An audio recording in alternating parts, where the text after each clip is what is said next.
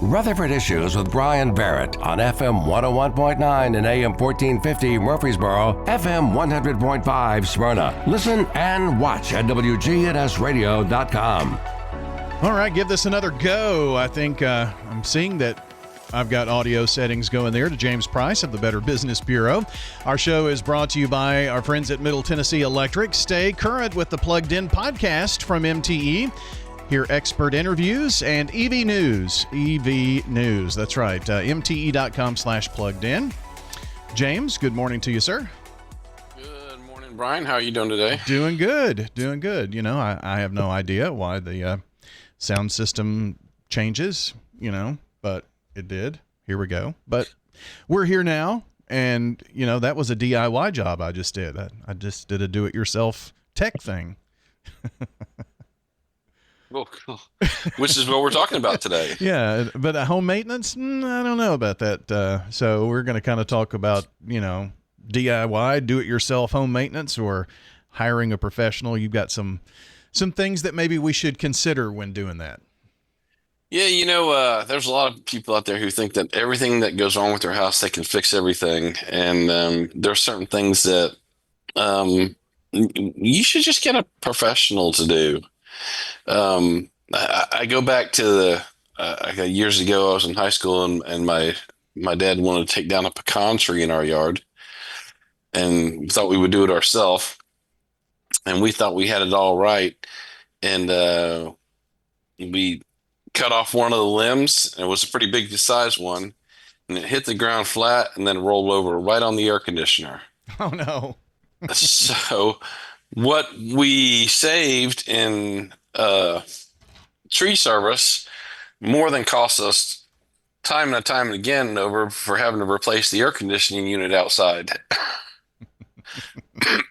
Yeah. So that leads me, we're probably capable of handling, different jobs around the house, and, lots of people have tool kits and all kinds of tools and that kind of thing. And some people are really good at that kind of stuff. But the first thing we talk about today is skill level. And advanced skills are required for things like electrical, gas, roof, HVAC, structural engineering needs, that kind of stuff. Now, I've said before, I could put a roof on my house, but it would probably take me a month, and at the end it would probably leak.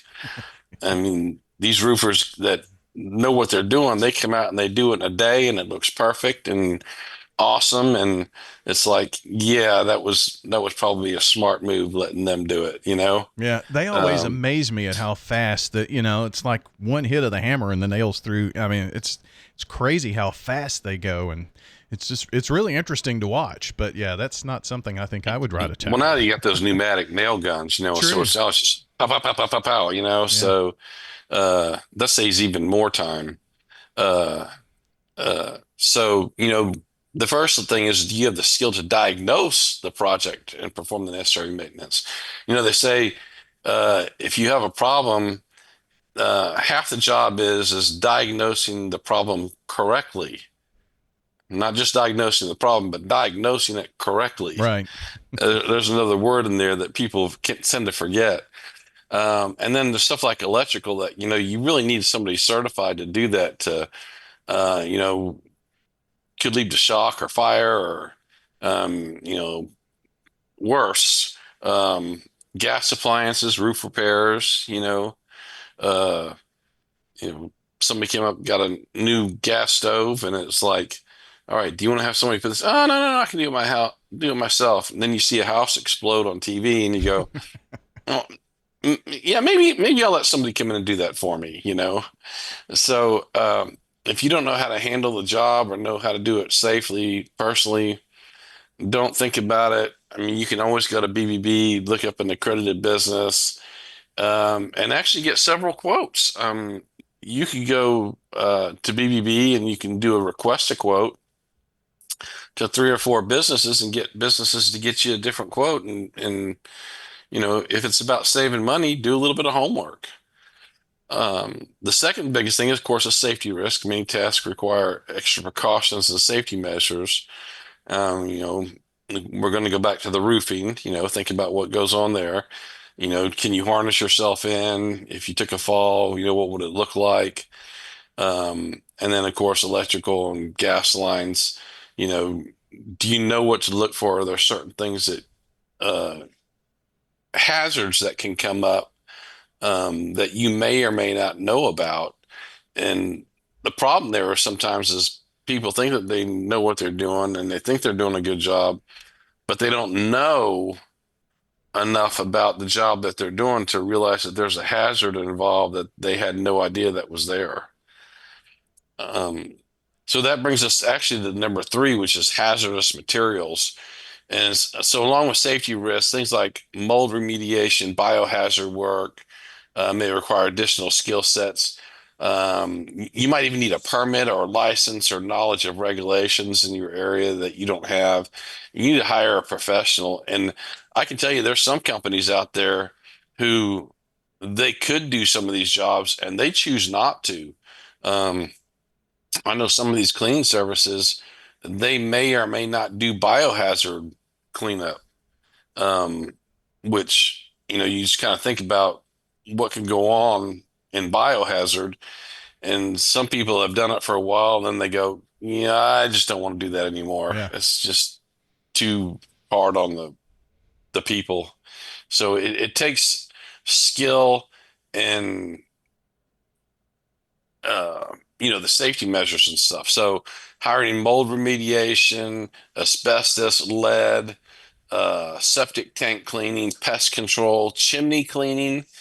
You can find all those on BBB and not have to worry about those overall. Find a professional to do those kind of jobs. Uh, Freon, That's a big one. yeah, how to handle it.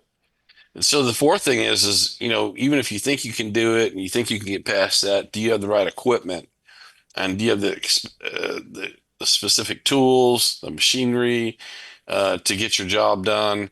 I know I do some DIY stuff around the house, and um, lately when I've been going out to do things, I actually go, okay, here's all the tools I need to do the job.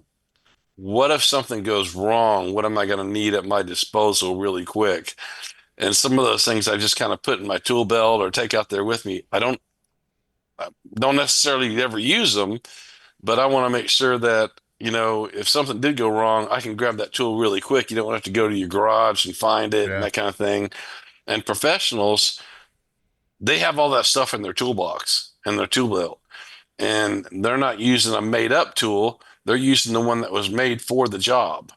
Yeah. Well, I mean, it's whatever the profession is, you have the right equipment. I mean, you can't just, most, plumbers can't just pop up and, they're got their own little radio station or podcast. You have to have somebody that has the right equipment and knows what to do. So I can see your point there for sure. And, and knowing how to use those tools too.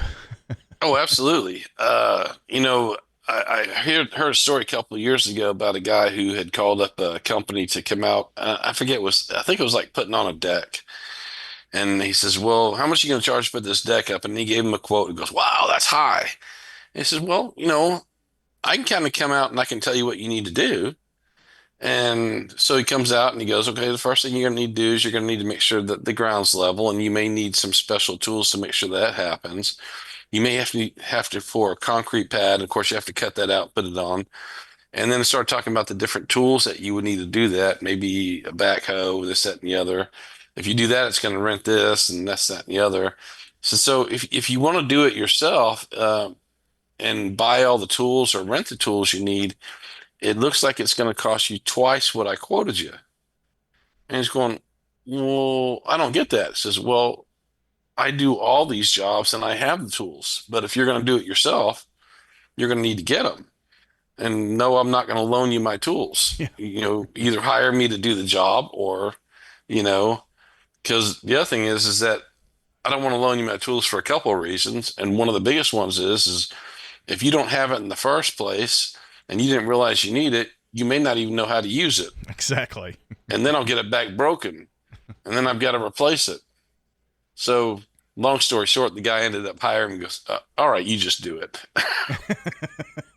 It sounds, and that goes into the next point here in our last 3-4 minutes that we've got, complexity, because I have determined that any job that I think that I can do and it's going to take this much time, something always goes wrong in that process.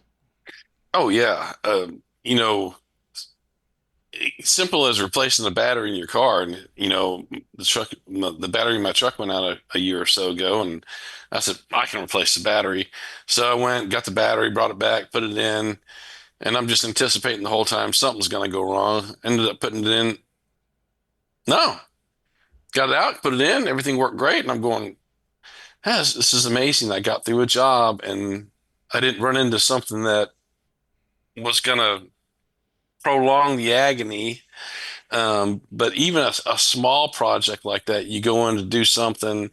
I hear this a lot from plumbers and that kind of stuff. They go in there to do a job, and they got to replace a pipe, and all of a sudden one of the pipes breaks, and the owner gets upset because, well, you broke that.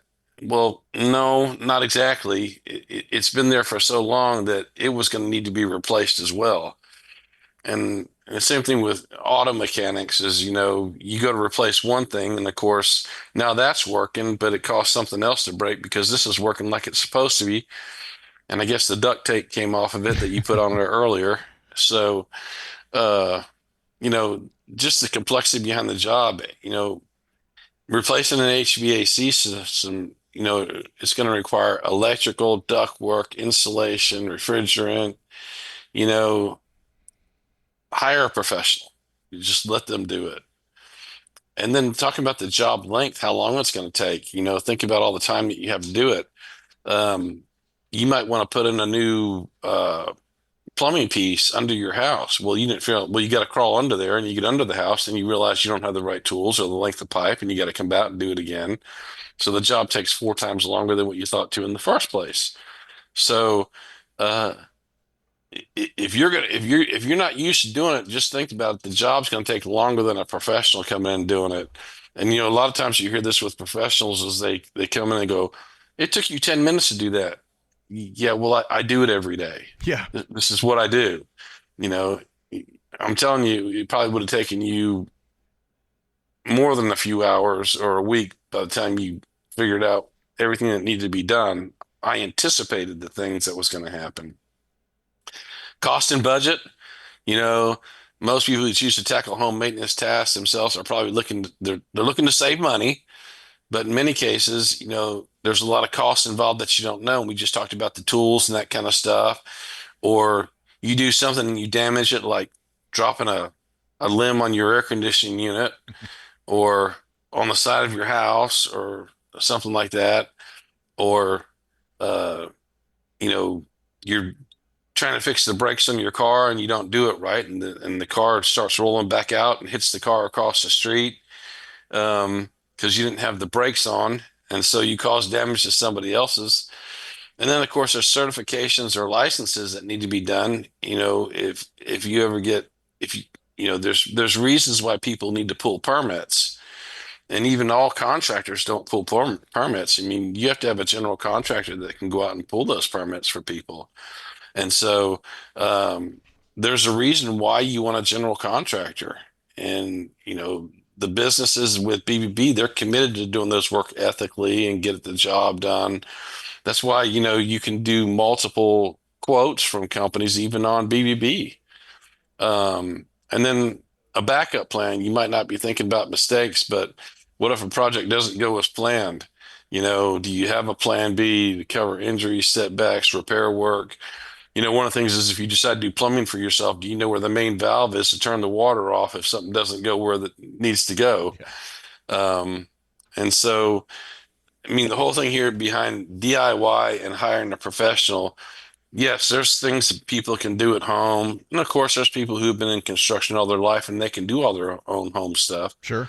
But the average people out there, they may need that help from a licensed, experienced contractor, and it may seem more than what you think it's going to cost. But the bottom line here is They have the tools, the equipment, the experience, and you just can't get that anywhere. So be careful when you do DIY projects. I know DIY is fun. Um, it, it plus there's some satisfaction in doing things yourself. But absolutely, weigh the consequences and the rewards when you're doing a DIY project. Absolutely. Good tips today, and that's from James Price at the Better Business Bureau. Go bbb.org. That's where you can go check out these contractors and be sure to give them a look-see. And don't forget, if you came in a little late, the podcast will be up shortly on our website, wgnsradio.com, under Rutherford Issues.